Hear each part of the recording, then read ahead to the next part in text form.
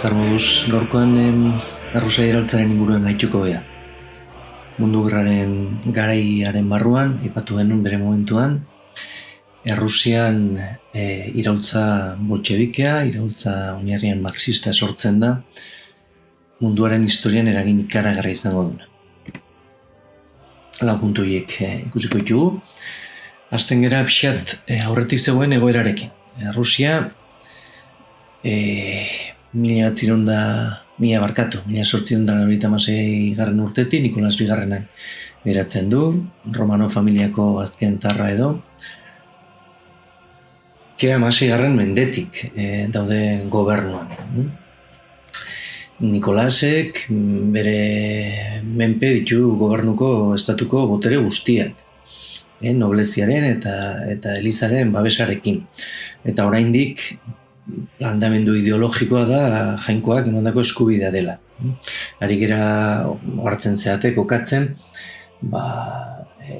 iraultza aurretiko egoeretan, Europako iraultzen aurretikoa, liberalismoaren iraultzaren aurretikoa, hau da, praktikamente regimen zarreko egoera politiko batean, baina baita ere ekonomiko batean.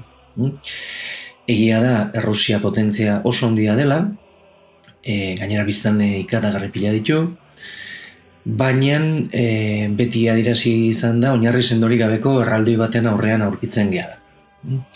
Naiz eta bai badago modernizazio prozesu bat, nahiko motela eta liberean geldi ezina, hala ere oso atzeratuta dago Europako beste potentzia handiekiko. 175 milioi biztanle inguru ditu, eta horietako 80% landa eremuan egiten du lan eta bizi da.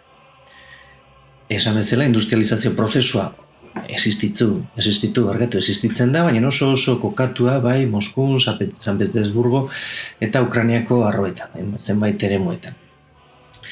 Gainera da, nekazaritza bat oso produktibitate gutxikoa, lur gehienak jabe noble edo elizaren esku daude eta ez dago markatu dinamika bat, bultzatuko dituna nekazariak produkzioa handitzera. Ez da ekonomia berritzaile bat edo berri bat, ulertuko genuke naia 19. mendetik aurrera.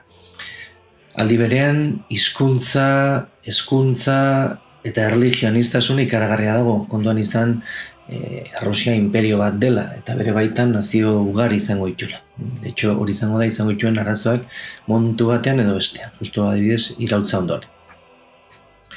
Esan bezala, modernizazio prozesu batean sarduta dago, motela baina geldi ezina, eta horrek eragiten du egoera zailtzea, gainera iristen ari dira, nola ez Europako ideia liberalak eta berritzaileak eta iraultzaileak, eta horrek bultzatzen ditu esaten nuen Errusia barruan oposizio mugimendu ezberdinak. Eragin handiena izango duna eta protagonista bilakatuko dena izango da Errusiako langileen alderdi sozialdemokrata.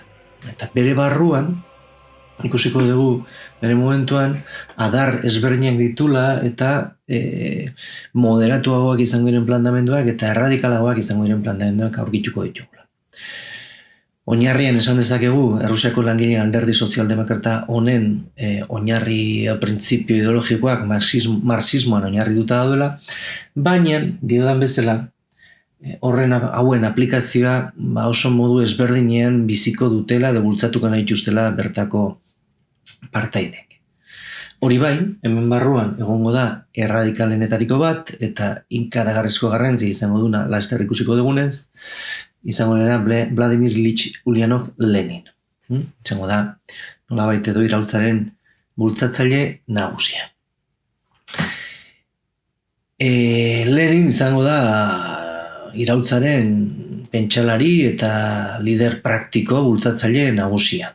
Bere oinarrizko liburu batean, zerrekin oso planteamendu argia azaltzen du, ideiak oso garbia ditu eta oso garbia saltzen ditu, oso alderdi sendoa behar du, eraiki, oso disiplinatua izango dena, buruzagien agindu guztiak onartuko dituztenak eta aplikatu, helburua izango da borroka klandestinoa bultzatzea Errusiaren barruan, helburu garbi batekin. Gobernua boteretik kendu eta proletarioaren diktadura ezarri, Marxen horatzen duzue ezinbesteko etapa hori garatzeko da gauzatzeko. Eta beraz, agertuko da sozialismo moderatuen eta sozialismo erreformatzailearen aurka.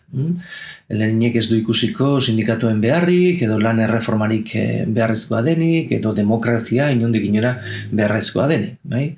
Behar dena da, gobernua desestabilizatu, gobernua erori dadila, beste gobernu bat ezarri bere ordez, eta proletariaren diktadura ezarri, lehenengo pauso bezala, marxismoak aurre ikusten zuen komunismora. Esan bezala oso alderdi sendo eraiki nahiko du, oso fidelak izango iran eta hautatutakoak izango dira militante soldaduak praktikamente talde txiki bat izango da erdiko muine edo, bai? Garrantzia duen taldea, oso talde jerarkizatua eta beraz lider gutxi batzuk oso garra ituztenak gauzak eta besteak nolabait edo aginduak beteko ituztenak, lehen esaten izuen.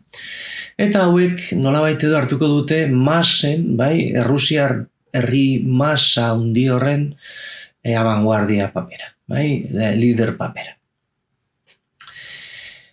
Partiduan barruan, Errusiako langile alderdi sozialdemokrataren barruan, bi eremu ezberdin, bi tendentzia ezberdin egongo dira, bai? Bi baino gehiago, baino importanteak alde batetik izango ditugu Mentsebikeak, Martov izango da bere liderra, eta aipatu dugun lider berri honek, Leninek, lideratzen dituen Boltxebikeak. Kalkulatu, 1903 urtean 8.000 militante inguru ditula. Esan dugu 175 milioi biztanle dituen Errusiar batean 8.000 militante ez dirudi sinesgarritasuna handirik duen indarra denik, baina ikusiko dugu bilakatuko dela. Iraultzak etapa ezberdinak ditu. Lehenengo txinparta importantea ezberdinak izango dira, baina lehenengo garrantzia handiko txinparta 1905 urtarrilean izango dugu, lehenengo iraultzaren zantzuak izango ditugu, saiakera potente bat. Hau sortzen da modu ez antolatu batean, langile manifestazio batean, San Petersburgon gertatzen da, hiriburuan, bertan jauregia du erregeak, zaharrak, eta hurbildu egiten dira manifestari hauek, nolabaiteko eskaera batzuk aldarrikatzera. 8 orduko lanaldia, soldata igoera, demokratizazio prozesu bat irekitzea, nahiko zentzuzkoak zirenak, eta Europa osoan gertatzen ari direnak. Poliziak modu oso odoltsu batean erantzuten du, 300 hildako baino gehiago, 1000 zauritu, horregatik deituko zaio igande odoltsua, eta izango da nolabaiteko kanpai jotze bat, bai? Atentzio toke bat. Ez bakarrik bertan parte hartu zuten langileentzat, baizik eta Errusian zehar zeuden langile askorentzat, bai nekazari, bai industriagunetan, sentitzen dutela zapalkuntza gehiegizkoa dela. Eta gertakizun honek bultzatuko ditu greba pila bat, iraultza altxamenduak, protesta ugari, eta zaharrak ez daka beste aukerarik nun erreforma prozesu bat hasi. Baina oso eragin gutxikoa, izango da erreformak egitearen itxura egitea baino. Bai, egongo dira mugimendu batzuk, askatasun zibil batzuk emango dira, Duma edo parlamentua bildu egingo da, urteetan bildu gabe zeon, erreforma demokratikoak esartzen joango dira, baina esan bertzela, bai, txarrak barkatu, eta nobleziak eta lizak eta gobernua azken finean ez dago errealitatean kokatua, bai? Eta eragin gutxi izango dituztenez, ez direlako sakonak izango erreforma hauek, gatazka egoera zail batera bideratuko dute, ez direlako argiak beraien erreforma prozesu hauetan gobernukidek. Eta horrek eramango du denborarekin eta ikusiko ditugun beste faktore batzukin, bigarren iraultza prozesu sakonago batera eramango dula monarkiaren erorketara. Hori urrengo bideo batean ikusiko dugu, hau igual startxoait luzatu zaigula. Ondo izan!